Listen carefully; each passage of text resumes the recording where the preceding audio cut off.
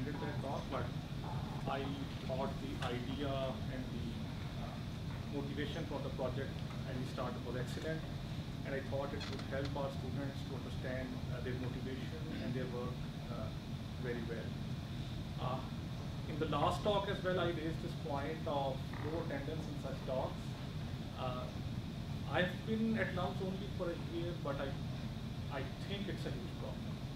And if we can spare some time towards the end, I would like to take input from the students as well as Shehri's team, since they are an integral component of citizenship is to participate in such things, right? It's citizenship behavior within an organization, within a country.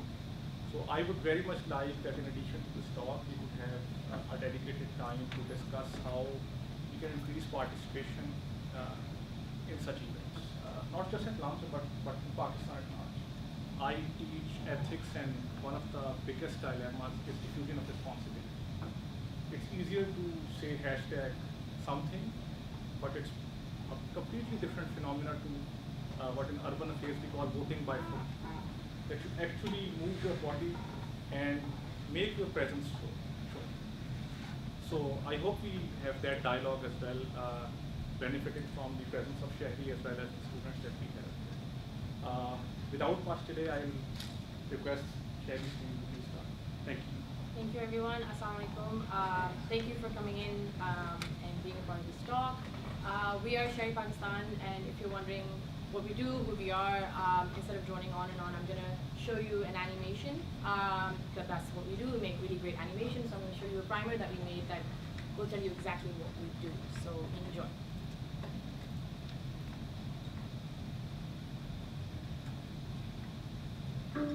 You are having a particularly unfortunate week. First, your car was stolen. Then, your boss dismissed you from work without any notice. And now, your university has announced severe budget cuts. You are furious. You set out to seek justice for yourself. Except, you don't know how to register an FIR, you don't know who to complain to about your employer, and you don't know how to stage a legal protest. Calling helplines is a dead end, and online search results are all in a language you are not familiar or comfortable with. You are left despondent. But you're not the only one. According to a 2014 study, even among highly educated Pakistanis from public and private schools, over 75% do not receive any formal civic education whatsoever, and over 88% will not be able to name a single teacher who has specialized in civic education in their institutions. Enter Shehri Pakistan. With a few taps on your phone, you have access to Shehri Pakistan's vast content on civic and legal issues, like your fundamental rights, the constitution, governance, democratization, equality of citizens, and so on. Imagine a credible source of information that not only offers complex civic and legal concepts and processes in simple, indigenized terms, but also provides this information in Urdu and through engaging, quirky animations. Shehri Pakistan's 400,000 followers have benefited greatly from animations like passing of a law, workers' rights, how to exercise your right to information, traffic rules, and many more. With over 10.5 million views, our videos have reached out to a previously inaccessible demographic. Moreover, Shehri Helpdesk has also provided responses to hundreds of queries on civic and legal concerns. We at Shehri Pakistan want to broaden the scope of people currently benefiting from our accessible and crucial content. That's why we are collaborating with schools and colleges to bring our content to classrooms. We are working on an interactive smartphone app. We are creating civics textbooks. We are collaborating with government institutions, and we are creating a virtual parliament in which citizens can debate legislation, all to make civic and legal education relevant and familiar. In over 200 days, we have disseminated our content to 42 districts, with a total poster reach of 9.7 million, total engagement of 2.7 million, and a total video reach of 23 million. So whether you're a student, a teacher, a volunteer, a donor, an NGO, a government institution, or a business, join us as we pursue our vision. Email us at contact@shehripakistan.com or visit our website at www.shehripakistan.com, because we believe that an informed citizen is an empowered citizen.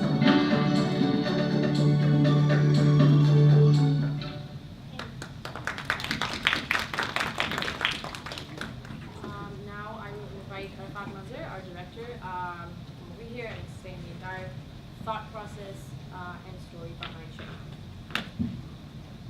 Hi everyone. A little bit of an applause in order. Is the light okay? You can see the text? Okay. Alright. So I'm gonna start off on a very different subject. So we're talking civic education, we're talking citizenship education. I'm gonna start with something else.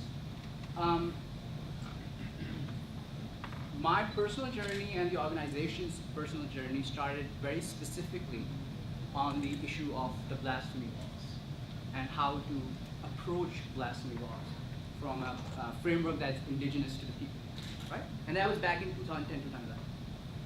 And one of the things that we're seeing is that there are a lot of symptoms that we're trying to put a band-aid on.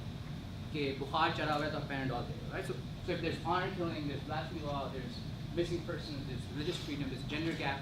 So there's NGOization of social issues, right? Okay, we specialize in gender, or we specialize in honor killing. Yet, there's something about, especially for us as well, when we looked out for the blasphemy law and the way human rights activists and organizations have worked on it. And Amnesty, for example, has been working on it since 1991. And we failed. People who wanted the law to be either reimagined or the law to be used more properly. We have failed. In fact, I'd even argue that the human rights, human rights oriented, donor-driven organizations have actually escalated the issue.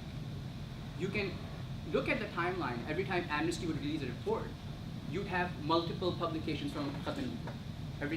Shehri Rahman placed a bill, and all of a sudden there's an FIR against her. So the relationship with the citizenry is very antagonistic. So we in our bubble world, we in our echo chamber, we're creating an antagonistic relationship by talking in a language or vocabulary that is not recognizable. And right now I'm not talking about language being Urdu or English, I'm talking about framework. Is human rights, the idea of human rights, and right now I mean very specifically the articles of human rights, because that's what in the International Commission of Justice or in the United Nations periodic reviews, NGOs go, they say Pakistan, this law does not conform to this article. It doesn't work, hasn't worked. What works?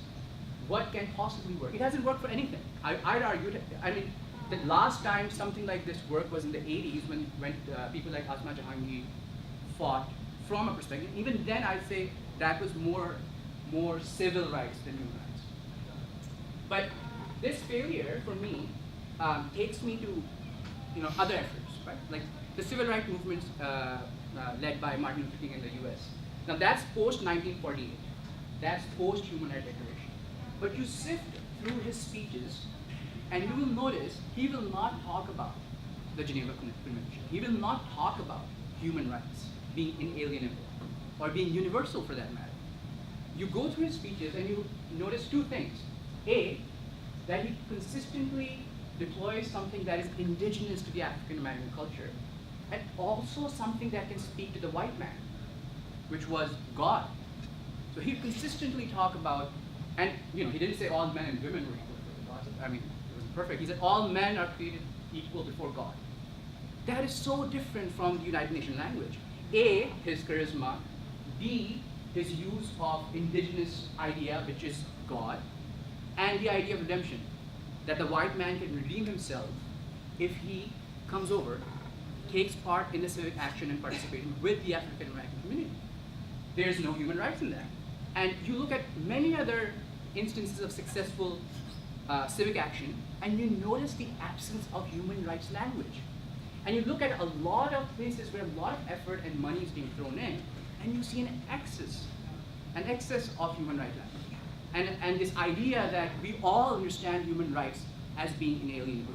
We all grew up in the same household, and it is inherent in us to understand these things. So that's where our journey for the blasphemy law started to find out a framework to solve this.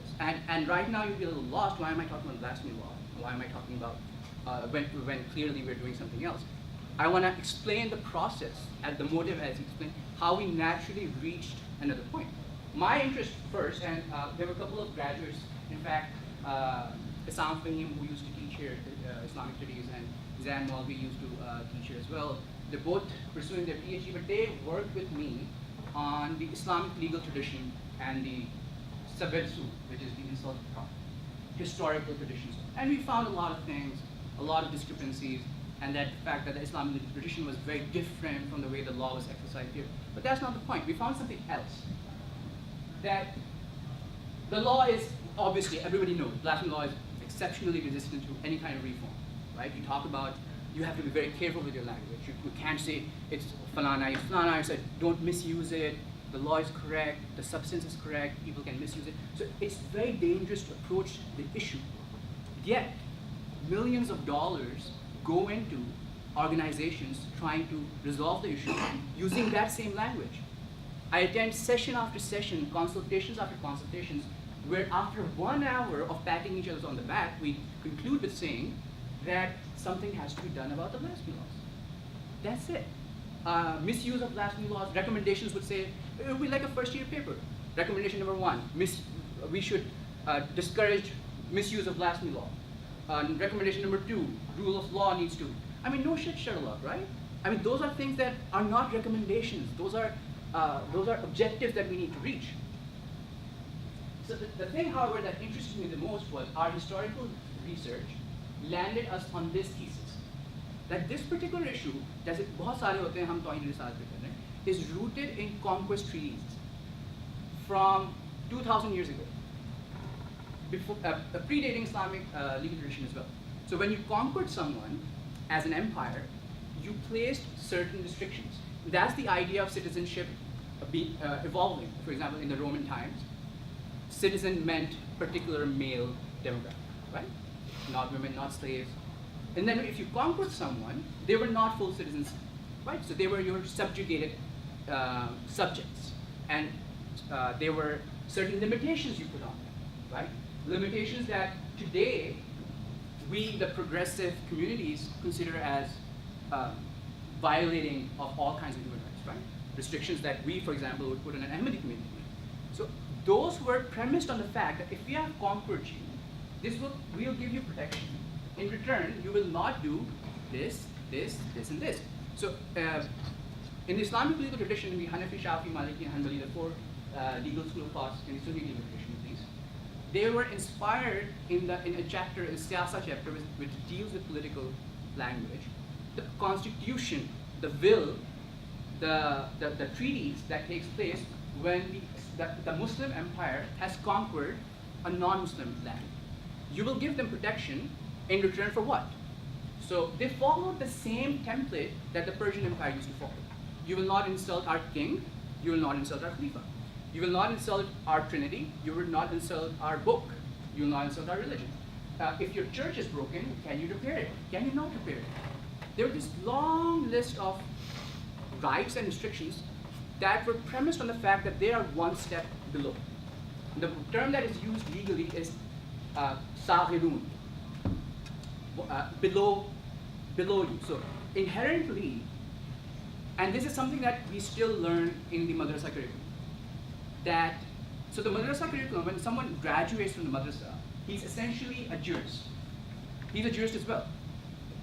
Or if he's an imam, or if he's a mufti, he's consistently tackling with these issues. The same way lawyers and judges are, they're interpreting law.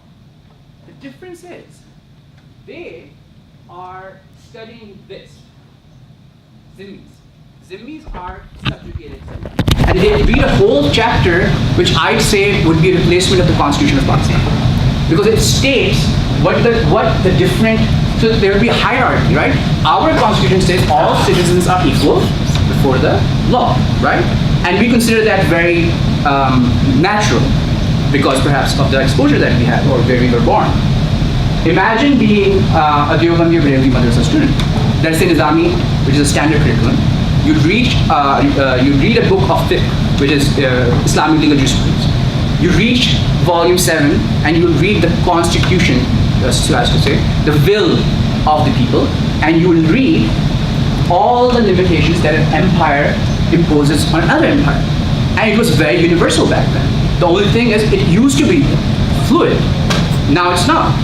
And that chapter is supposed to be fluid, depending on what the political landscape is. So what you essentially have are competing notions of what it means to be a citizen.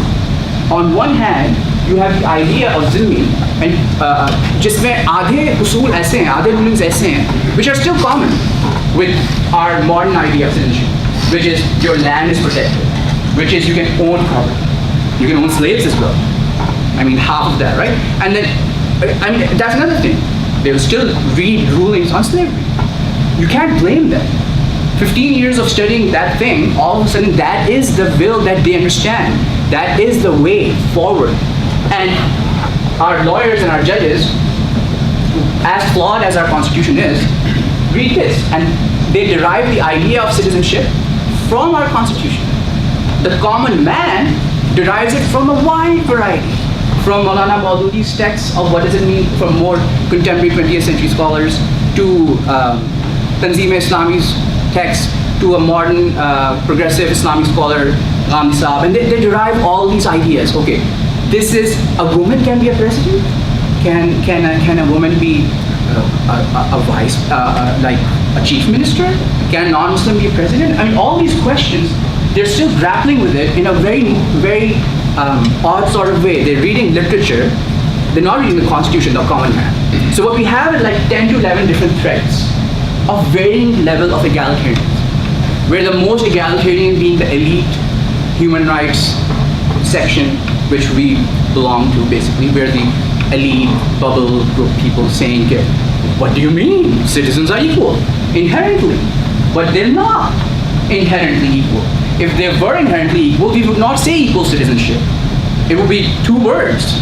Citizenship does not inherently mean equal.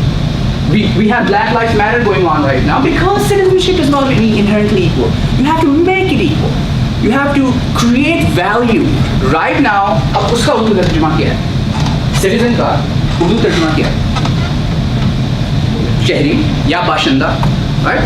बाशिंदा is more क्या आप उधर रहते हो, but शहरी भी यही है क्या आप उधर रहते हो, होना नहीं चाहिए. So the idea was, unless and until you imbibe some values in that term Shehri, the same way that the Western civilization had to do from their own framework and still are doing it, वो जितना भी अपने आप को समझ लें, all of a sudden they're still grappling with the idea. The US is a great example, some European countries are a great example. Canada has its own formation of what would it mean to be a citizen, how accepting would it be. Similarly, Shehri right now means कि आप इधर रहते हो. It does not represent values. It does not represent inherent equality amongst people. And for us, that is what the root cause was. That we have all these symptoms, and you can try and solve it.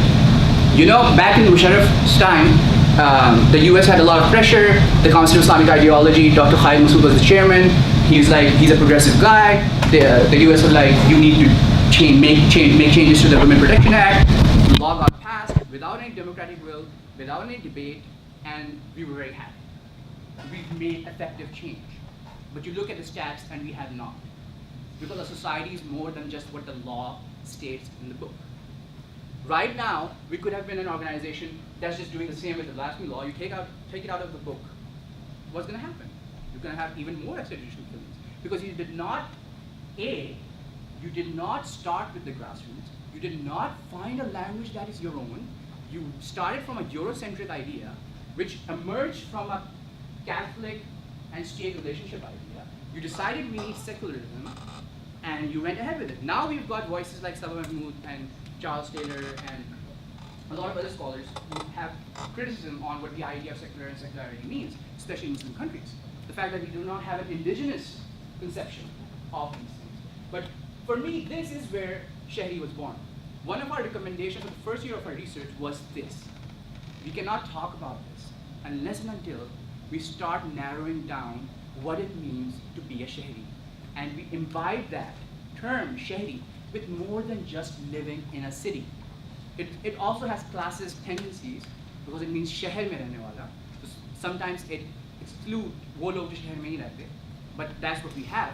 Shehri needs to be imbibed with values of the right to movement, of the right to fair trial, of the right to equal access, gender gaps, gender fluidity, everything. And that needs to be a journey that we figure out on our own, on our terms, in our framework, in our language. Sometimes that involves religious tradition work. Sometimes you work with sheikhs and muftis. Sometimes you work with other Muslim communities. Why is it that Morocco does not have any blasphemy law? It is in the top 10 human rights record index. Those people love the Prophet. I mean, those guys are crazy about the Prophet. They've got rituals upon rituals. Why is it that Ishq Rasul means that over there and this over here? It has to do with them developing. It's a monarch. It's a constitutional monarchy. Yet it has better human rights record. So if you wanna, evaluate, they get to be pretty up high. Why does Turkey not have a blasphemy law? It has 6 months prison, yeah, but you can just say I didn't do it, you get away with it. In Egypt, you say I didn't do it, you get away with it. Even Saudi Arabia does not have a death penalty. Pakistan is the only country, and ISIS is the only other region. It's because we have really messed up the idea of Shehri. And it is this idea that drove us, okay, what we're gonna do is A, we're gonna find a way to start from the scratch, from the basic. We're not gonna imagine and assume that everybody is coming from the same place. Everybody agrees, men and women, Muslims and non-Muslims are equal. We're not gonna start with that place. We're not gonna start with a preachy place and tell them, you uncivilized people, let me come and tell you what civilization really means. We're gonna engage. That's why we're actually called Engage. Shehri is a project under Engage.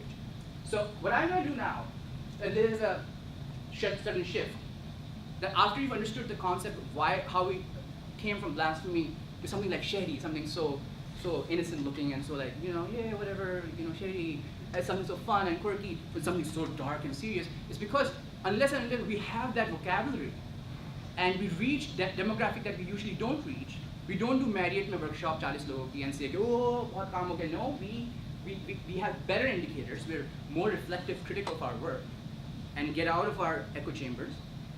We cannot solve this. Gibran Nasir is on our board, right? And he was on a talk show. It was about fair trial. And he kept saying every person has the right to fair trial. Oria Mugu was on the other side. All he had to say is Islam Khatre mein. That's all he had to say. He had to say Islam Khatre mein. He had to say right to fair trial. Do people care about right to fair trial right now? Depends on the subject matter. It depends.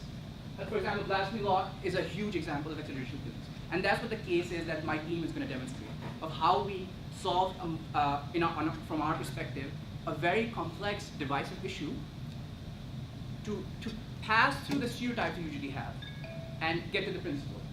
So you have this issue where in 2010, it was a month before Salman Taseer died. There was a Sialkot mein incident where two kids were hanged. And there was national outrage. How can you kill someone without due process? A month down the line, Mumtaz Qadi killed Salman Taseer, and there was celebration. How do you explain that? So what you don't do is say extrajudicial killing is wrong because Salman Taseer deserved a fair trial. Because right then and there you have colored the idea of right to fair trial with a particular symptom. You're using Panadols again. You don't need Panadols. You need to go dive down to the infection of, I keep mixing bacteria. Yeah, the infection, right? You go to and you find that. And for that, how do you inculcate the right to fair trial to counter private justice? The idea that right to fair trial is good for you. It's not something you're giving to the minorities. It's not something you have to give up. No one likes to give up power, especially men. They won't give it up. You have to tell them it's good for you. It's an inherent good. And so that's where we started a campaign for right to fair trial.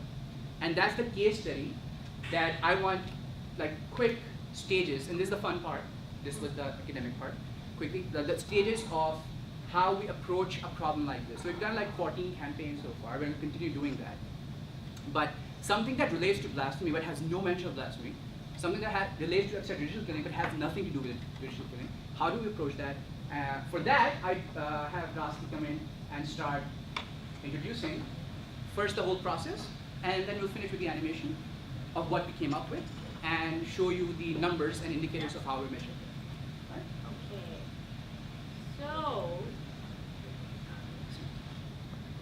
So, when we were sitting at our Shehri offices and we were like, listen, we need to address the issue of extrajudicial killing and private justice, and the way we do that is through animations, right? That's the big chunk of the social media content that we churn out. And then we were like, okay, and then we very quickly realized we can't say, this is bad. If you do this, you're doing something illegal. You're going to get punished. You should get punished. We couldn't do that because then we would have ended up antagonizing a huge chunk of our population, right? Who might think that extrajudicial killing in a certain situation, i.e. threat to Islam, is fine. It's okay. It's cool. You can do it. So we realized, but we have to address this issue anyway. It's very, very important. So then we realized that we could do it in another way. I mean, we were like, okay, you know what, we'll do it in a way where we stress on rights, right? So rights that people have, that you as an arrestee might have, from the point that you are arrested to the point that you show up in court, right? And we decided to stress on those rights throughout our animation, so that you realize, so you know what, even if I messed up, I have certain rights, and this is what can be legally demanded of me, this is what cannot be legally demanded of me, this is what is due to me, and so that you can inculcate like a little bit of trust in the justice system, in the police, and so when you think that you are deserving of these rights, you can maybe think that somebody else might be deserving of these rights as well. So that's sort of the objective that we set out for ourselves, along with, so we said, this is how we're going to address the issue. Then we said we have to make sure that our animation, just like all of our other animations, we're engaging with a demographic that does not comprise of you and me, sitting in a private university. It comprises of different group of people who consume all their information from social media, from news in Urdu. They have different political views from you and me. They ascribe to different social leaders. They think differently. They verbalize their thoughts differently. And so that's the audience that we have in mind always whenever we're working on our animation. So we're like, we have to engage with that. We cannot just stick to our echo chambers. So there's that objective. The third was that our animation needs to be, it always has to be, it's always in Urdu, and it had to be very, very local. So when we were coming up with our characters, we were like, they have to have a local kind of aesthetic. Urdu achhi honi chahiye, mushkil honi chahiye, samajh aani chahiye. And then we set out different indicators of success for us, which were that because the perpetrators in this case, in this issue, are mostly men, so we had to target like a male audience, right? Preferably falling in between the 18 and 34 bracket. If we knew the video was reaching out to these people, then we were getting something done. It was good. And also we had to make sure, obviously when we upload a video and we boost it, which is what we do, we get a certain amount of shares or comments or engagements. But then when we get organic shares, like if somebody influential shares it, right? And then the people from on their social media pages or their friends list, they follow them, then they share it. That's something that's happening organically. So the more that we have of those kinds of shares, that's great for us. And we've had, mashallah, we've had a great sort of feedback for this animation that we're going to show you. So yeah, that's the objectives that we set up for ourselves, some indicators that we set up for ourselves. And then we started on the actual process of the animation, and the first step in that was research. So Shahrukh and Kumail and Rafiq. Hello. Packed house today. Anyway, my name is Shahrukh. To my left is Kumail, to my right is Rafiq. We are a small chunk of what is the research team. Now, before we get to work on making the animations or recording any fantastic music or recording any fantastic voiceovers, we have to make sure that the data or the content that we're going to write is, number one, accurate, and number two, true. And there are two important sort of components, part of the Shehri culture or part of the engaged culture, that form the research process. Number one is that we're an interdisciplinary team. I'm a LUMS grad with a degree in political science, which means I have zero specialization whatsoever, but in Rezi Achhi hai. And Rafi here is a lawyer. So for this particular video, which was on the right to fair trial, the research process literally started with Rafi sitting me down and explaining to me in step by painful step exactly hota kya hai jab arrest hota hai koi banda. What sort of rights I should be expected to retain when I'm arrested, what the procedure is from when I get arrested to when I'm taken to the thana, to the kind of interrogation that can legally take place, to magistrate ke samne kab le jana hota hai, to when I eventually end up in court, what rights I have in court. And while Rafi is telling me all these things, I'm noting them down because that's my specialization. The second step is perhaps the more important one. Thankfully, even though some of us have specializations and some of us just have good English, what we have at Engage is a culture of not having overinflated egos, which not only means that we tend to occasionally fight a lot, but what that means is we can critique each other's work and engage in peer review. So, Rafiq gives me all the legal step-by-step sort of process, but he's not egotistical enough to have his feelings hurt when I go to Fatma, who is the other part of our legal team.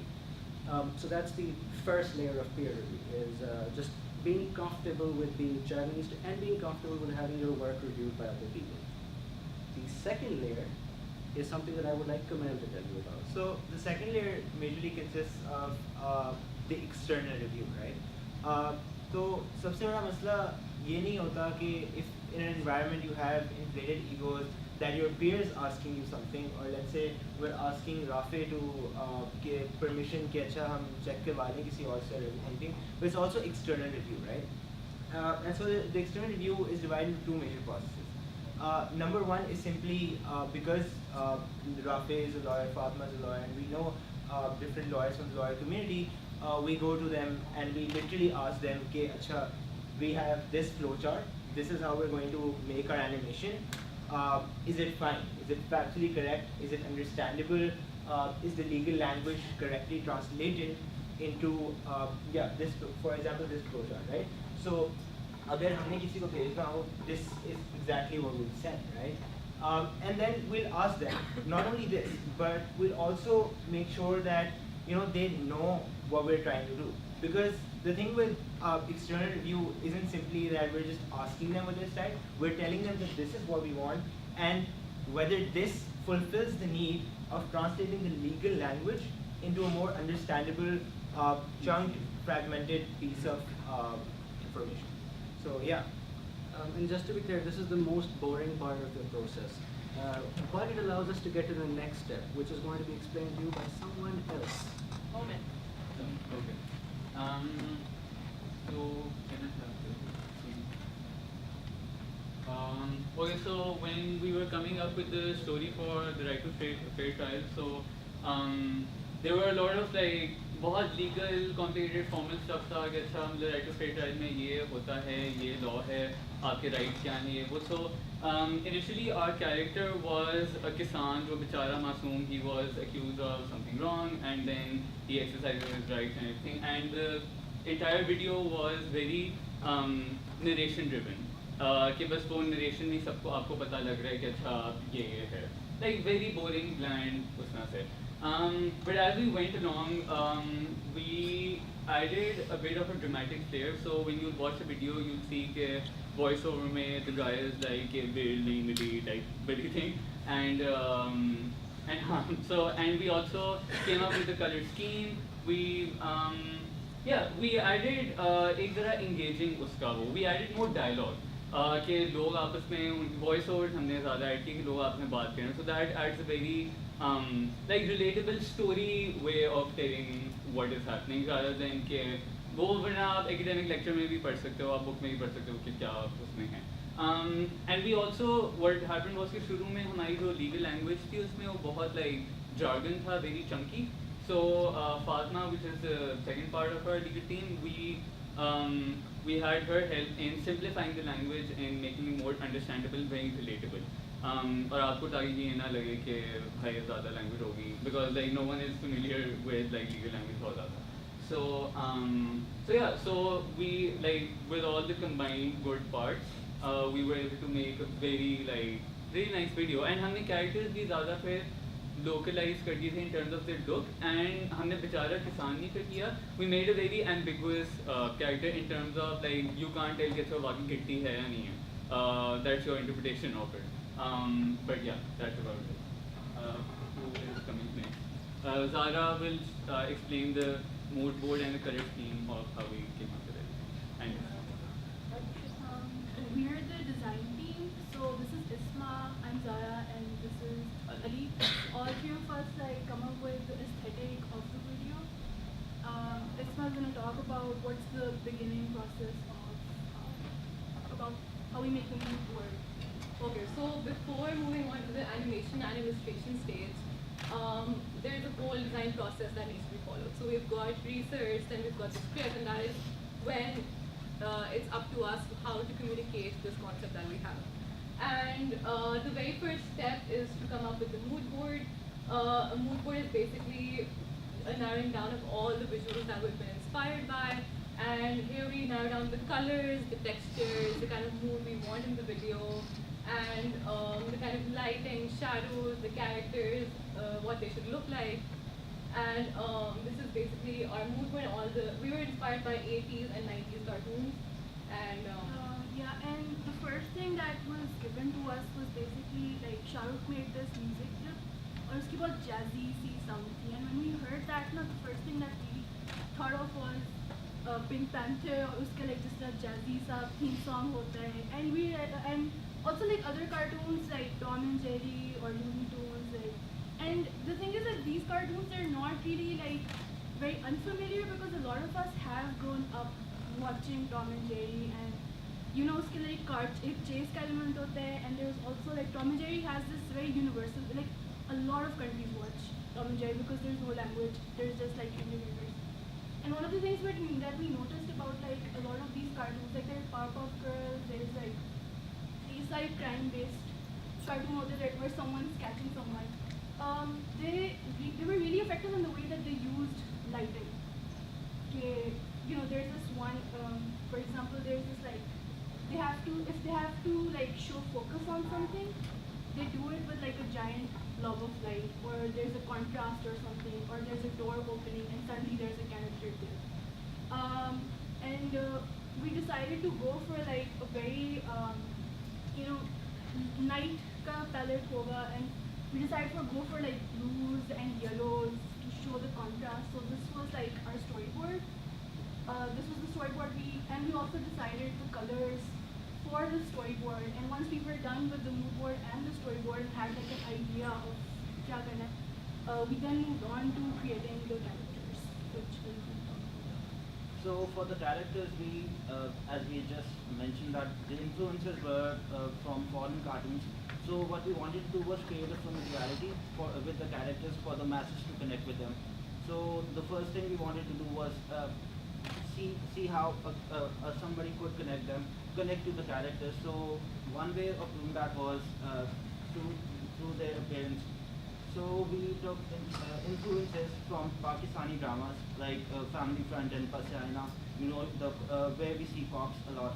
So the cops are made to look like not conventional cops through their shapes and everything, their appearance. And the main character, yeah. And also the main character, the way we made the main character, we used to see him in a bit, but he was based on pawn shop पे जो बच्चे लड़के बैठे होते हैं, और they have their t-shirt under और उसके ऊपर उन्होंने एक shirt पहनी होती है.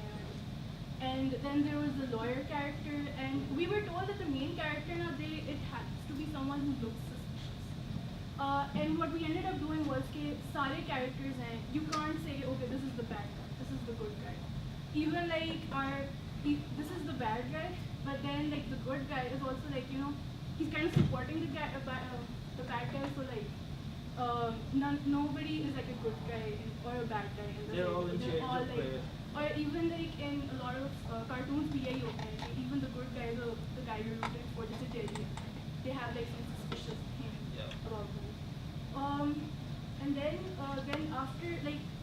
after we made the characters, we then started to work on the scenes. And yeah, so this is.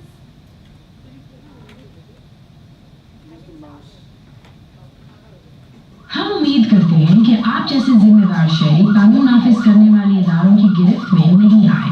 ताहम ये जानना जरूरी है कि शहरी होने के नाते आपके चंद हकूक हैं जो कि गिरफ्तारी के अमल से लेकर अदालत में पेशी तक मुस्तकिल फ़ाल रहते हैं।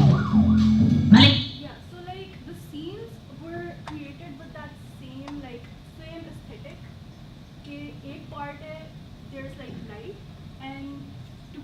attention, we are using light to focus on the main element of a scene.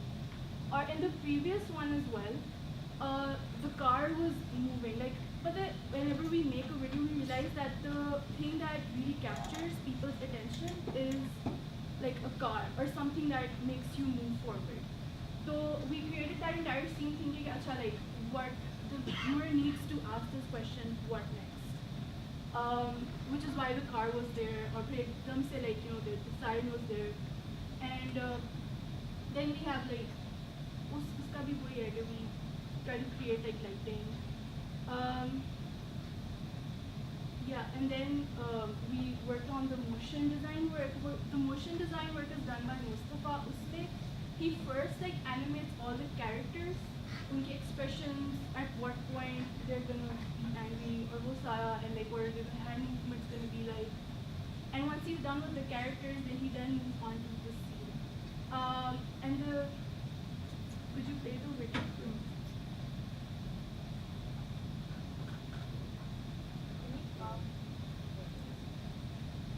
So this was the scene. Like the expressions are moving, the lamp is moving. So like we created that entire scene using those like basic components. And yeah. And Oh, they're the same one. Sorry. Okay.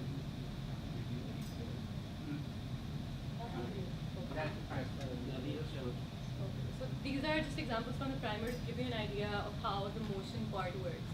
Like the motion part ties everything together. Here is where all the illustrations come to life, and like different illustrations, like different elements of the video, Mustafa focuses on.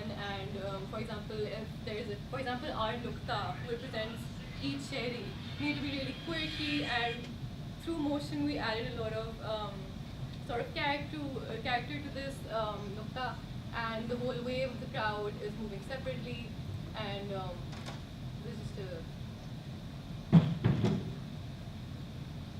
so like this is how all the illustrations come to life.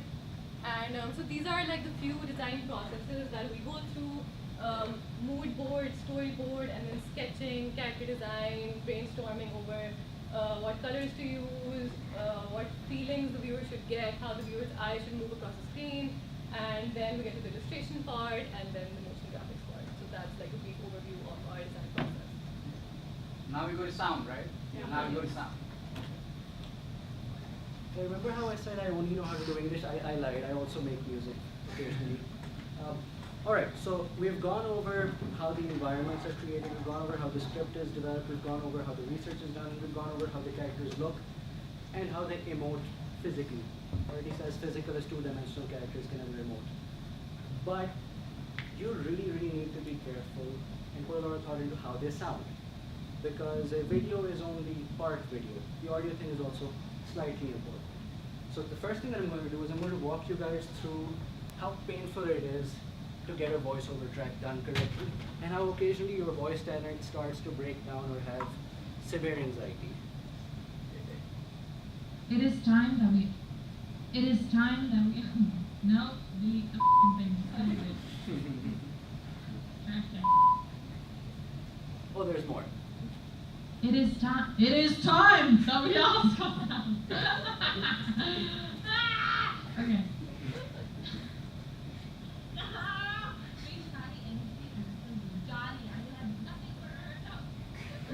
Oh yeah, by the way, generally people who are actors who do stage stuff, they're divas.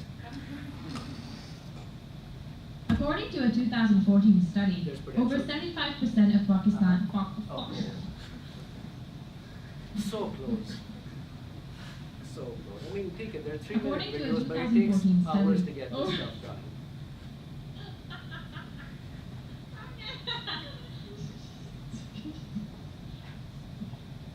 By the way, I have about an hour's worth of bloopers on our studio PC. It's the little No. things in life that give you No! pleasure. I think I give it one last try. According to a 2014 study, over 70!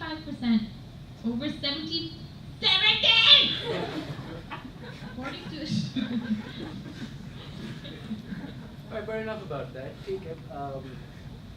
we needed a lot of therapy to go over this to eventually solve our personal problems and record this voiceover. But coming back to the right to fair trial. So the first thing that I'd like to talk about is the way music interacts with videos and the way it helps set a mood. So during the scripting phase, we kind of had a feeling that we wanted a film noir sort of vibe. How that would translate to the visuals, we weren't completely sure. But one way to sort of get visual cues is to provide audio cues, as I mentioned earlier, which effectively gave me an excuse to try to copy the Pink Panther theme. And just saying, I made this, okay? I didn't pick it off the internet. I am talented, I swear.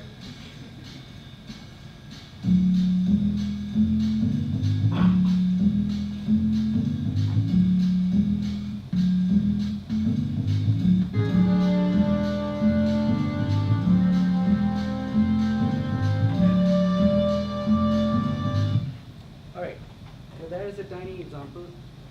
Even if you, for example, hadn't seen any of the storyboards, this song itself, or this little track, would have immediately put in your head a Sherlock, perhaps not a Sherlock Holmes type thing, but definitely a Pink Panther type vibe, a mystery movie type vibe, a detective movie type vibe, which was the kind of vibe that we wanted to go with in the first place, why are we here?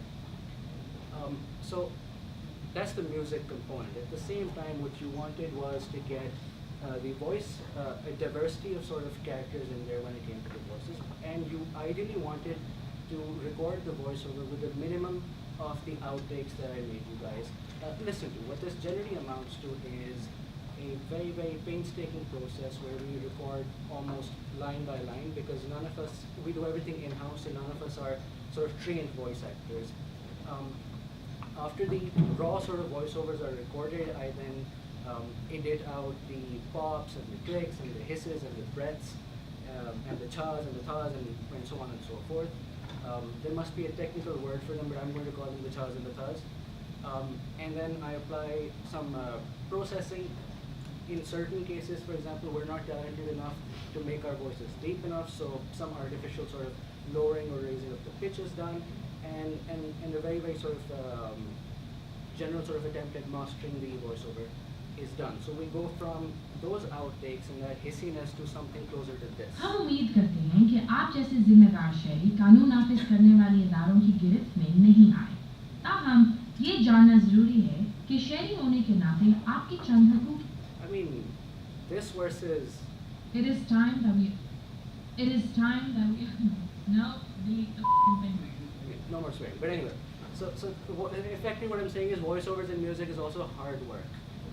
And I think at this point maybe we should see the video. Yeah, see the video and then we do the evaluation. Okay. So we went from that research and that entire process in order to give you this. हम उम्मीद करते हैं कि आप जैसे जिम्मेदार शहरी कानून नाफिज करने वाले इदारों की गिरफ्त में नहीं आए। ताहम ये जानना जरूरी है कि शहरी होने के नाते आपके चंद हकूक़ हैं, जो कि गिरफ्तारी के अमल से लेकर अदालत में पेशी तक मुस्तकिल फ़ाल रहते हैं। मलिक उस्ताद शरीफ गर्देज़ी खान, आप धोखाधड़ी के इल्ज़ाम में ताज़ीरात पाकिस्तान की दफ़ा 420 के तहत ज़ेरे हिरासत हैं। आपके इल्म में होना चाहिए कि पुलिस इस बात की जिम्मेदार है कि वो आपको हिरासत की वजह से खबरदार करे। आपको ये भी मालूम होना चाहिए कि फौरी वकील तक रसाई और इससे मशवरा करना भी आपका हक है। जी, मैं फौरन आता हूँ। अगर आपको एक ऐसे जुर्म के इल्जाम में गिरफ्तार किया जाता है जिसकी सजाए मौत है, तो ये रियासत की जिम्मेदारी है कि वो बिला मुआवजा वकील की खिदमात मुहैया करे। तफ्तीश के दौरान पुलिस वाले आपको बोलने पर मजबूर नहीं कर सकते। खामोश रहना और जवाब से इनकार करना आपका हक है। सच बताओ, वरना हमें पता है कि सच कैसे उगलवाया जाता है। देखो ना, हमें बता दो और इसी में तुम्हारी बेहतरी है। नाजरीन, याद रखिए, ये आपका दस्तूरी हक है कि आप पर तशद्दुद ना हो। इसका मतलब ना सिर्फ ये है कि पुलिस का आप पर तशद्दुद करना ममनू है, बल्कि गैर कानूनी तरीके से जमा किया गया सबूत अदालत में पेश करना भी नाकाबिल कबूल हो सकता है। जनाब, ये सब कैसे हुआ? किसी ने आप पर तशद्दुद तो नहीं किया? बेहतर है कि आप इनके साथ बात से परहेज करें। याद रखें कि ये पुलिस की जिम्मेदारी है कि वो आपको 24 घंटे के अंदर अंदर मजिस्ट्रेट के सामने पेश करे। जब अदालत के सामने पेश किया जाएगा तो 4 में से एक चीज मुतवक्की है। नंबर 1, मजिस्ट्रेट फौरी रिहाई का हुक्म दे सकता है अगर वो ये समझे कि गिरफ्तारी गलत बुनियादों पर की गई। नंबर 2, वो मजीद 15 दिन के लिए पुलिस की तहवील में भी दे सकता है ताकि तफ्तीशी रिपोर्ट मुकम्मल की जा सके और शवाहिद भी। नंबर 3, अगर जमानत मिल जाए तो तुम अपनी साबका जिंदगी की तरफ लौटकर जा सकते हो जब तक कि अदालत से हाजिरी का दोबारा फरमान न मिले। नंबर 4, जमानत न मिलने की सूरत में जेल भी भेजा जा सकता है। इसे अदालती तहवील कहते हैं। ये तब तक जारी रहती है जब तक कि अदालत का बुलावा न आए। उम्मीद है कि तुम्हें बेल मिल जाएगी। हम कल कमरा अदालत में मिलेंगे।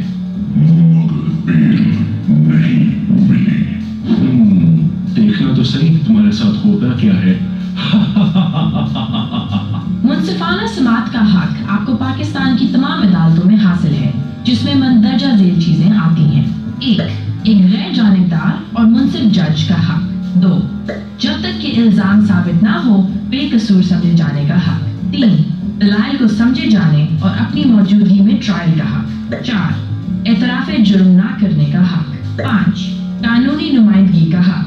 6, हर इक़दाम का कानून के मुताबिक होना जरूरी है, लिहाजा गैर कानूनी तरीके से इकट्ठा किया गया सबूत कानून की नज़र में नाकाबिले कबूल हो सकता है। 7, पब्लिक ट्रायल का हक बशर्ते के अमन के खदशात लाहक ना हो। शहरियों, ये बात जहन में रखिए कि गिरफ्तारी से आपके हकूक खत्म नहीं हो जाते बल्कि जूं के तू रहते हैं।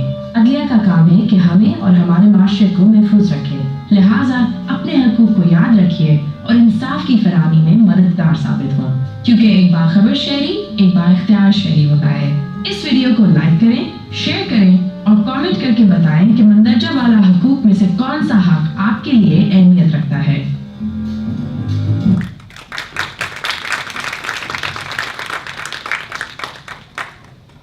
Okay, so it is a lot more difficult than it sounds. These guys make it look very easy. It's a very complicated process, but the idea that we started 2 years ago as an interdisciplinary research team to deciding that we can't just write 80-page reports and be done with it. Annual research report and with all the jargon.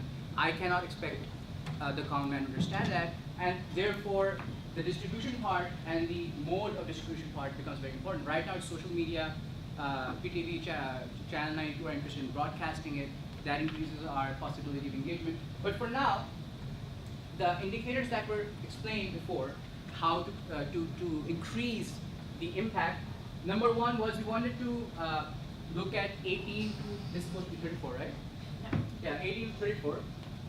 We reached 94% of our viewers were from the age of 18 to 34.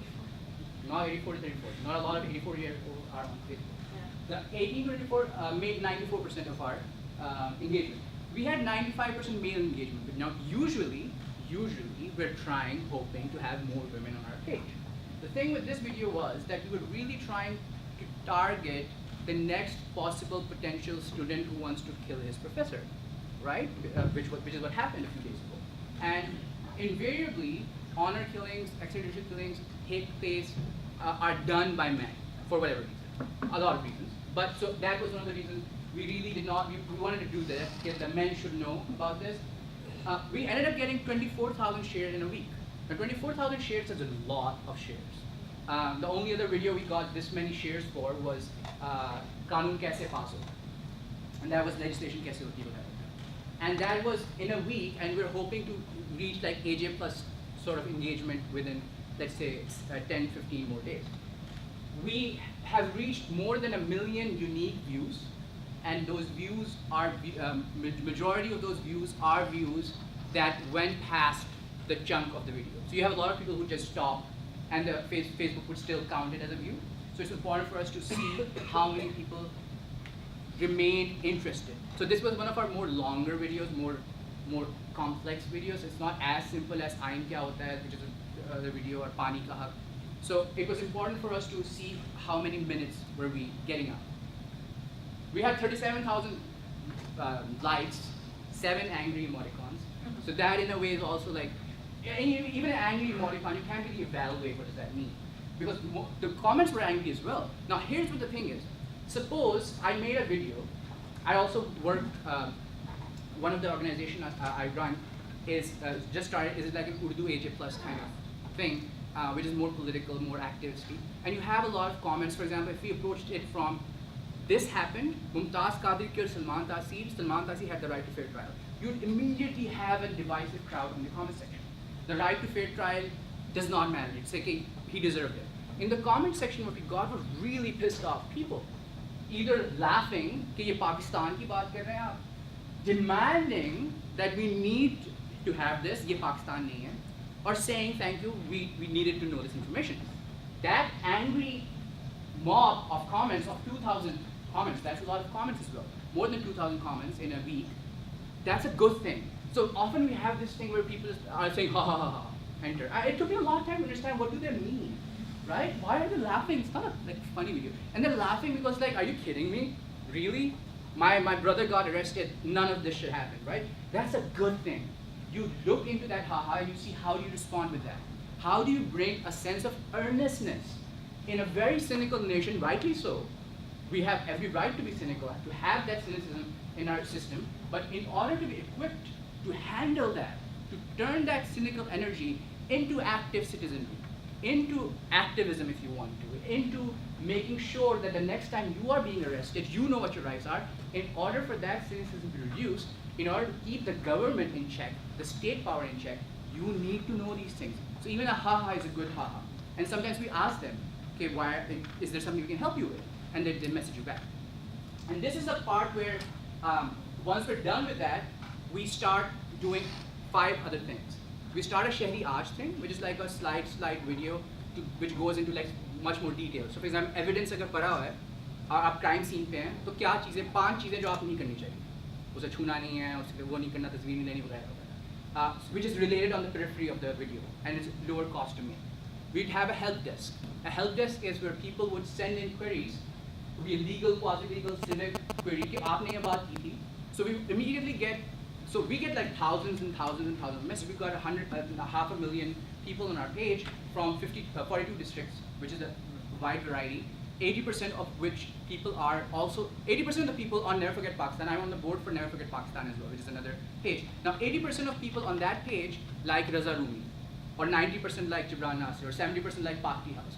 On Shehri, 80% of people like Jamaat Islami Ka Al Khidmat Foundation page. 70% people like Oriya Mahmood. And that's exactly the ballpark we want. We want to be able to sit to talk instead of antagonize those people. That for us is also an indicator of success. The distribution of district proportionately was really good. Balochistan ki side pe, Sindh ki side pe. Proportionately speaking. We're still very Punjab centric, but that's because population and everything. But we want more exploration of other provinces. But so apart from this, the way we evaluate this now is more than just taking a pre and post quiz in a hotel room. We've got technology. We've got a way to know when did people stop watching the video, when did they lose interest. And another product of ours, like for example, the help desk, we have the Shehri Aaj, we have the Muqalma, yes. So the Muqalma is like this virtual parliament thing where we present a question which might relate to fair trial. Ek motion सामने रख दिया जाता है, and then the comment section people have an opinion. And sometimes those opinions are really good. Like they're very well informed, really regressive opinions. Like I might look at it and be like, what? How can you think that? But then very well reasoned. You're like, okay, now I have to come up with a reason that counters that. Instead of saying, you think that about women? And full stop. Yeah, a bit of understanding of the reasoning. And then we have Muqadma ke alawa an essay contest. And a lot of madrasa people. And madrasa people, especially madrasas that are old madrasas, have excellent logic. One of the biggest myths is that madrasa mein bachcho ko logic padhate. They study more sophisticated, complex logic than any of us probably can understand here.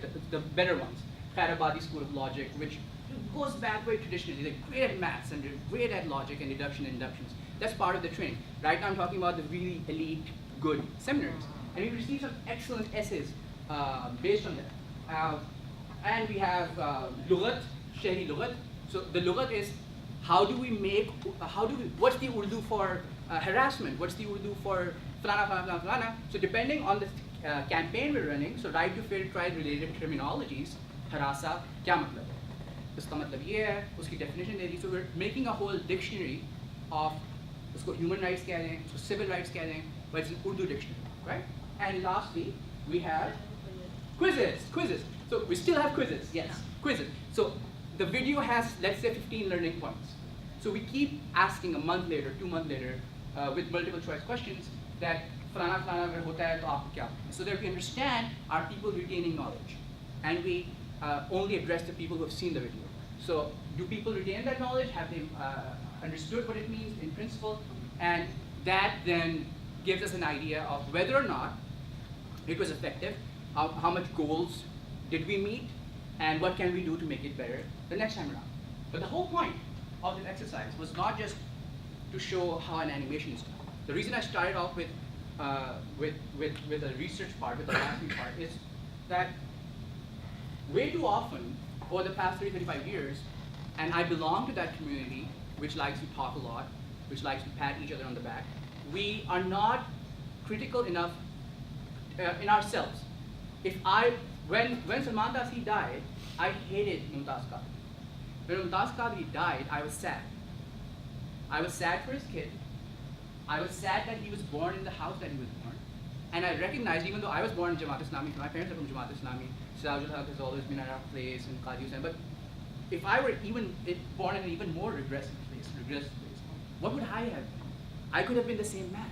It's not him that's the problem. The problem is systemic. If you want to solve the problem systemically, you have to think like a doctor. You have to think like diagnosis instead of just saying, okay, symptom relief, symptom relief, symptom relief. We can go to Liberty Chalk, and I'm all for it. We can go to Liberty Chalk and have like Islamist peace and go around saying peaceful Islam. Not going to do a thing. Should be there. The camaraderie should be there. Citizenship means, all good examples of active citizenship have included, as Professor Sah was mentioning, you moving, coming here and listening to this excellent talk that a lot of you guys missed. But also involves first understanding what is your central thesis. Just like a paper. And we mess up in missing persons, we mess up in the blasphemy laws, we mess up in fair trial because we end up framing it in divisive ways. And the way to move forward is to think of everyone and anyone as Shehris and to empathize that this person might be doing an evil thing, but it's not because he was born an evil man.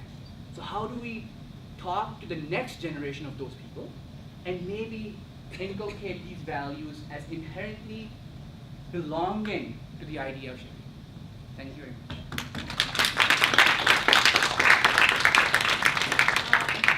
Before we open the floor to any questions, I would just like to let everybody know we brought along some merchandise that we recently made. It's really cool, it's really fun. We've got tote bags, notebooks, postcards, posters. If you're interested, you can stay back and check it out. Questions? Anybody? Anything that you? Yeah. I have two questions. Firstly, considering that Pakistan is primarily a patriarchal society, shouldn't a large amount of your content be targeted towards the female residents of this country, considering that most of them are oblivious to the rights they have and the rights they deserve? Yeah.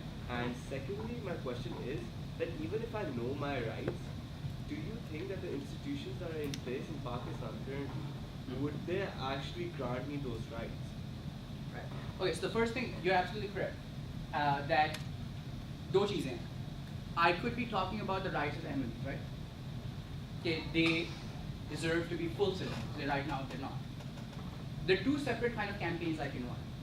One that is addressed to the majority population to inform them that this is why it is a social good for you for them to have their rights. B, I can make sure that a large demographic of the Ahmadi population which does not know that it has its right should know its rights as well. So in this case, as a general principle, we're very frustrated that our generation is very skewed on our page. Just happens to be that the demographic we want to access just does not have as much female access as, for example, this room does, right? But, so what we do is, once we're done with this campaign, we'll design another one which will be focused on women. Because maybe the messaging might change a little. But the point is, absolutely you are correct, that the person who has the rights need to know its information. But this was very particularly trying to solve the problem of why private justice is not an answer, and so that's one design. So it's not exclusive, but you're correct. The second thing about institutions do not correct themselves. Citizens correct institutions, right? The whole idea of democracy comes from the idea that the people will hold the institution responsible for what they were supposed to be doing.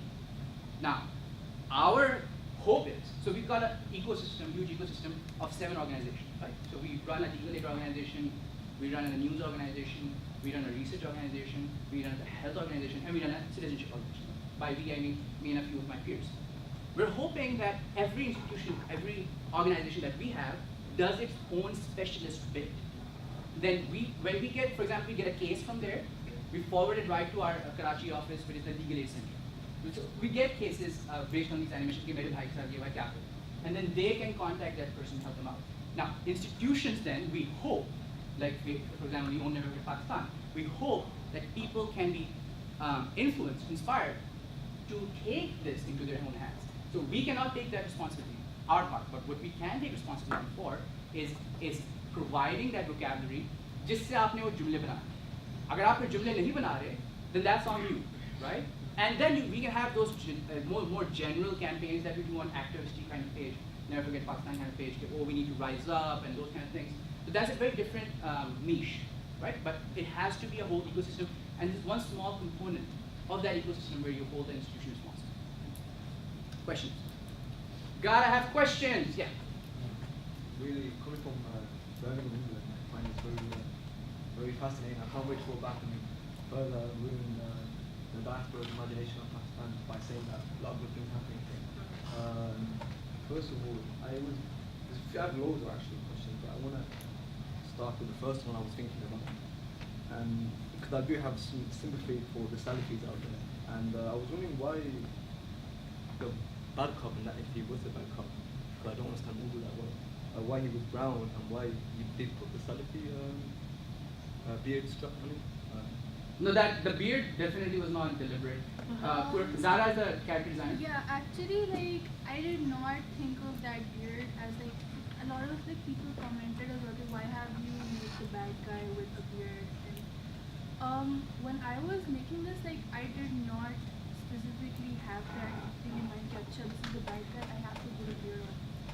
Both the characters do have a beard, and they have like a smaller beard. I was just thinking of just the jazz cartoons. Maybe they have like that funky beard. Like that's the thing that I was thinking. It was not okay. This is the bad person. Like, but it makes sense what you're saying. The Salafi thing was not a thing. For example, Zara would not be looking at Hadith ke log is tarah rakhte hain aur Deoband wale is tarah rakhte hain.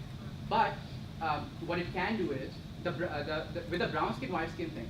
So in order to be fair to our designers, what I would recommend is when you go back, you look at the animations. There's a deliberate, almost reverse discrimination effort where the antagonists are fair and fair colored, right? And the protagonists are more representative of our colors, right?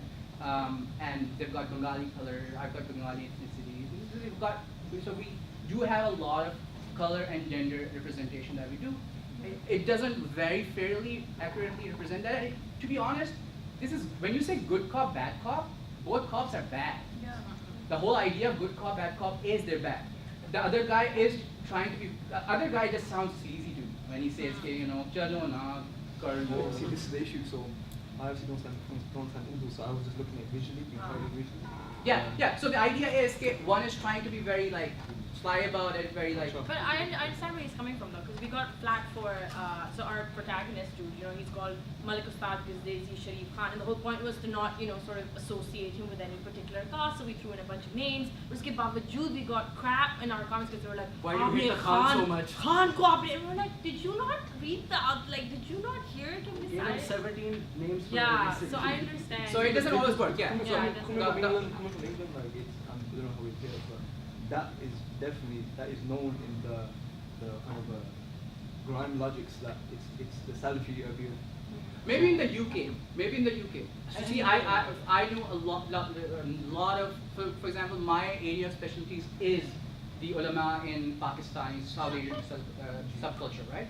So, Tanzeem Islami mein is like beards bahut mileगी आपको. They're not Salafis.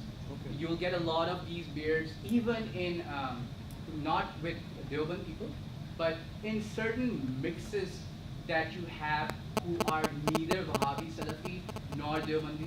Then you've got people with these beards who have no religious affiliations. They just have that beard. Yeah. So, but because the UK has a very, I can stereotype UK Muslim Pakistanis a lot more than I can stereotype Pakistani Muslims. That's cool. And to be fair, we just decided that the taller guy should be the more threatening one.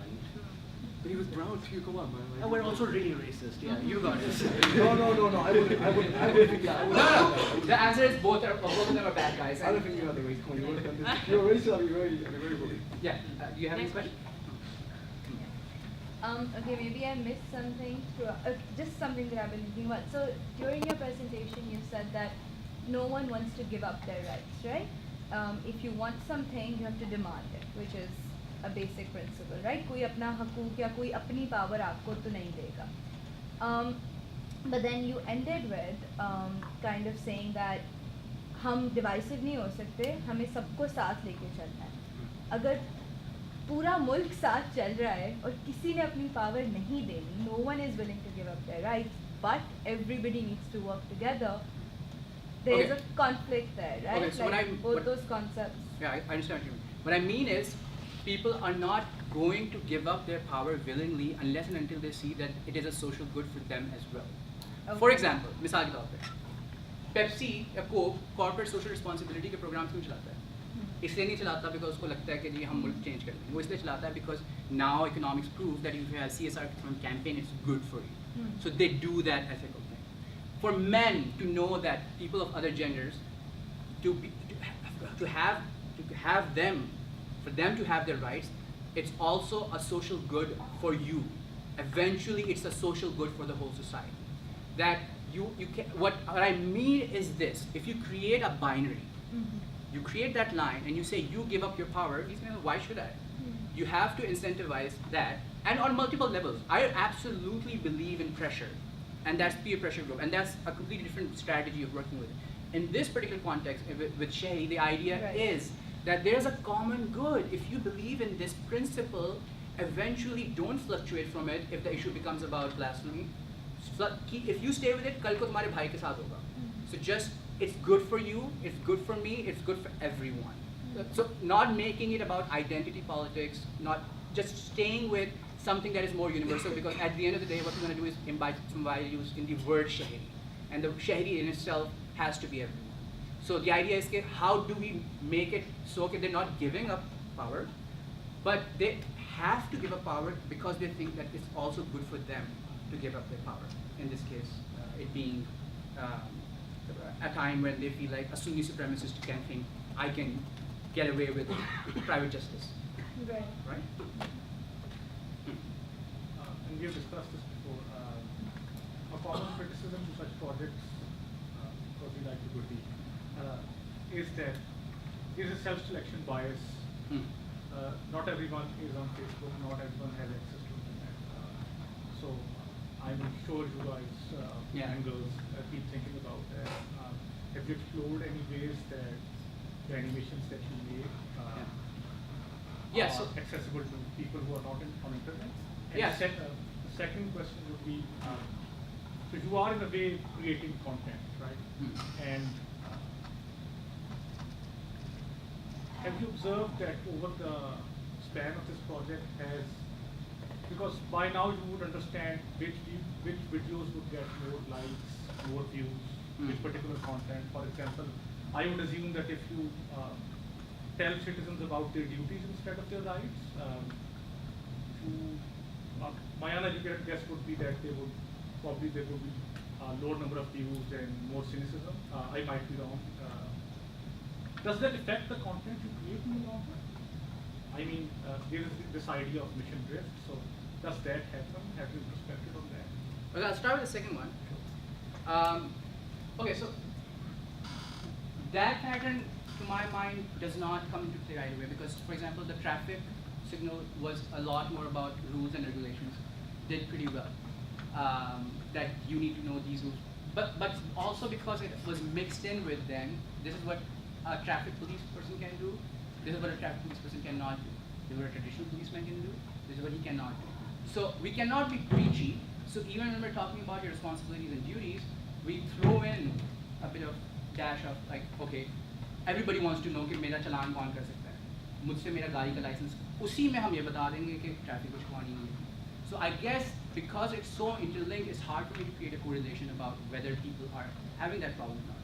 However, there are videos that, for example, if we talk about smog, the ones we did on health, for example. the ones we did for health, as opposed to the ones we did on, the ones that we did on legislation, or MLA MPA में क्या फर्क होता है, मुकन्नना क्या होता है. There are these strange things that we haven't really figured out why. For example, there was a poster called Mukannana, right? And I was like, MLA लिख दो, Mukannana लिखने की क्या ज़रूरत है? People don't know what Mukannana is. People won't read it. And you know, Sami was like, कि नहीं Mukannana लिखना है. Sami just wants to make sure कि लोगों को समझना है. But anyways, like Mukannana लिखना है. It's a very normal term. कानून साजी करने वाला Mukannana. I'm sure you did not. I did not know that. I mean, I knew that, but I was like, people are not going to know that. When we posted the Mukannana poster, it got crazy engagement all of a sudden, because the illustration, there was a guy, very interesting illustration, and you got definition, he was got MNA ka role. So instead of calling him MNA, it was Mukannana. Sometimes things that are unprecedented for people, okay, this is what it means, it adds value to their political language and understanding, that works out. Other times there are visual reasons as well. If it appears as if we're pandering to the government, we're being very pro-state, that we're being very like, power comes from here, respect the power, I'd imagine that's one of the reasons some of our videos don't do as well as others. But one thing that I have noticed, justice, police, things that affect everyone and not just a portion of the society, those are the ones that people relate to the most. So pharmaceutical companies ke upar, दवाइयों के ऊपर we had videos that would do a lot really well, and the structures of like Senate or Parliament में क्या फर्क होता है, things that people are almost ashamed to admit कि मुझे नहीं पता भाई कि Parliament और Senate में मतलब दोनों houses में क्या फर्क है, मुझे नहीं पता MNA का कहाँ पे खत्म होता है, MP कहाँ पे खत्म होता है. You can just find out in 2.5 minutes, and so that's pretty much the understanding that I have of what the relationship might be. We're 8 months in, so I don't think we have enough data to support those correlations. आपका जो पहला सवाल Social media? Yeah, go ahead. आपका जो पहला सवाल है, you're right. After a particular period of time working at Shehri, we realized like we have a really massive, really great social media presence, but it has to be more than that, right? Because not everybody is on the internet. So that's what we've been working on for the past couple of months. One example that I can give you is when we released the tertiary hospitals के ऊपर animation tonight, which is explaining the general healthcare system in Pakistan. And then we were going to do tertiary sector ke ऊपर, primary, secondary. अभी तक हमने सिर्फ tertiary release किया. So we released an animation on, you know, what these tertiary hospitals, what they are like, their structure, what is due to you when you walk in as a patient, etc. And then we were collaborating with SMU at that time when we released the animation. And then we also sent them posters that they put up in different hospitals. Animation bhi chalni thi, I'm not sure if that happened. They haven't started doing that yet, but they want to put on television in all public hospitals, jahan pe wo chalti rahe. But I mean, the thing is, we as an organization, we also have access issues. We'd love to just walk into a school and give them, you know, all of our content and help them use it. Some people have approached us, they're working on it, but it's not as easy. There are two more places that, one is broadcast. So National Commission of Human Rights promised us, so you know how bureaucracy works, right? So National Commission of Human Rights, the chairman promised us, they get free airtime. They get free airtime. Ministry of Human Rights wastes every year इतना ज़्यादा उन्हें time मिलता है जो कुछ नहीं होता, they don't have content. We literally give them free content and they're like हाँ चला देंगे, but they haven't done it yet. So it's frustrating, it's bureaucracy. And we want it to be on state television to start, but अगर वो नहीं तो we can go to private channels. So Channel 92 seems to show a lot of interest. Okay, they want to play our animation. The broadcast is pretty much our next step. We want to be careful on what we're going to do because we also want to get away from the donor structure. So we want to see if we maybe instead of relying on donors, we can monetize content that is just socially responsible content. So that's just like phase 2 of what we're going to do. Because already there are like 3.5 crore people on Facebook, right?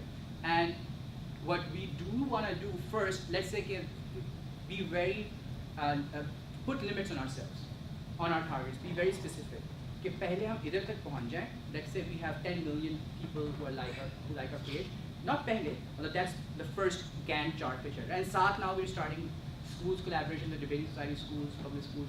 And those are things जिसमें हमें institution support की ज़रूरत है. That we are not going to create capacity for ourselves and go around. So we want to do that. So two approaches: broadcast and on-ground schools, universities, colleges. That's how we plan to solve it. And one thing that I missed out: it doesn't affect our content. How many likes we get. It doesn't affect our content because somehow likes is just views are not just the only indicator. So something like we did an animation on water consumption, water right, where does it come from? Now it did not get, let's say, 1 million views, but the kind of views it got it connected to people who were interested in taking it to schools and other institutions and showing it there. So there are multiple layers of what success could look like. Right to information got a lot of views because it seemed to be something that everybody really wanted. Okay, you can go to a thana and ask, hey, is jagah ka crime rate kya hai? That really affected them. So we're going to release right to clean environment next, and let's see what that's like. We'll also get an indicator of how much people care about what. But social justice and police and thana adalat, these kind of things people seem to really care about. We're about to release one on judiciary as well, the structure of judicial system, and the one on right to clean air in February. So we'll see what that's like. And it's a good question.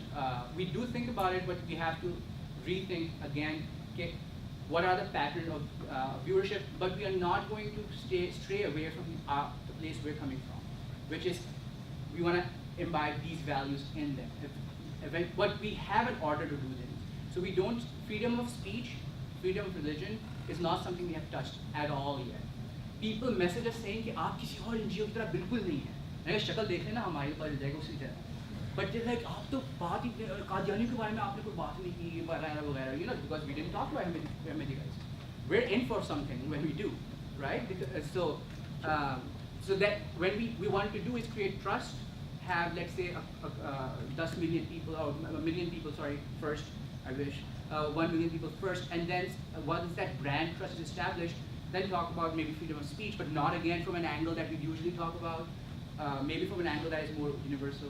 So what order exists, कि हमने start उन चीज़ों से करना है which is more common to us, and then we're going to go to pay gap. From one of our posters that did very well in small events, subculture events like Lahore Music Meet, where only a certain crowd goes, right, was on gender pay gap, and that's not something that's going to do very well on our social media page. So that kind of strategy differentiation works, but we're eventually going to take that content over there as well. So it's just a bit of, you know, how do we navigate the stereotypes that NGOs have or messaging organizations have. Do we have another? You have.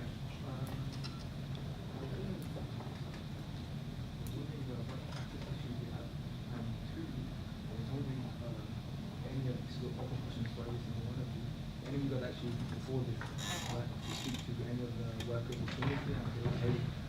Sorry? I was wondering if any of you guys before this happened, you spent a few days or however long you were here for speaking to any of the cleaners or workers and asking if they wanted to come along as a way to improve the accessibility. To talk the workshops. To this, yeah. Because I was hoping that the society that's handling that would do that. We're supposed to come on time and give the talk.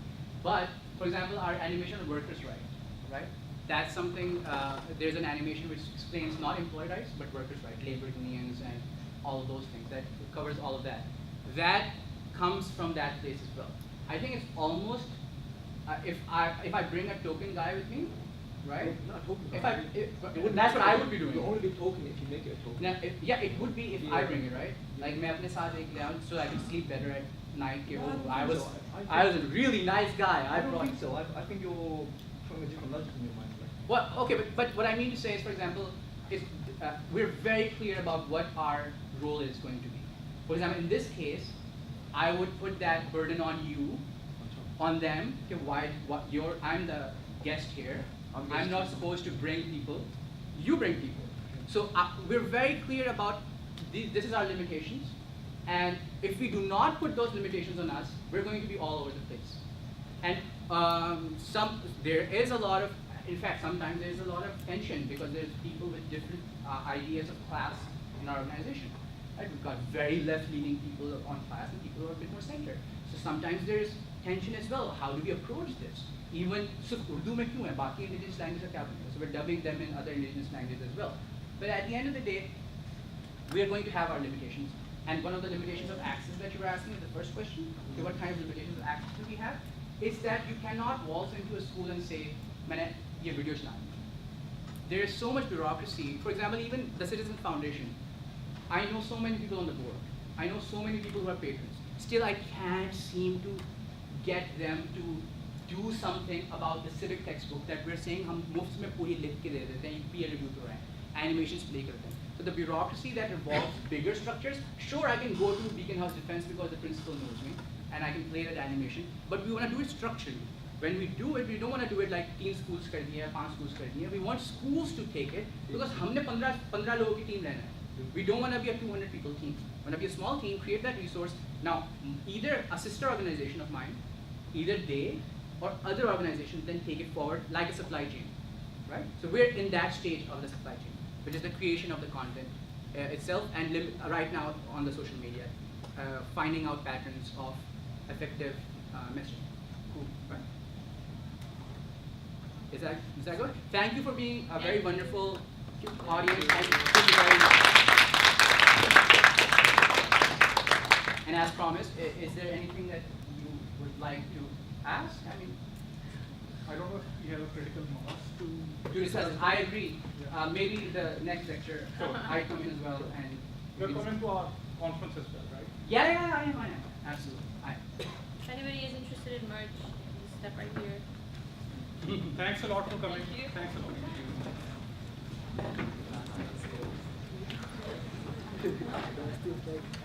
Bottom line,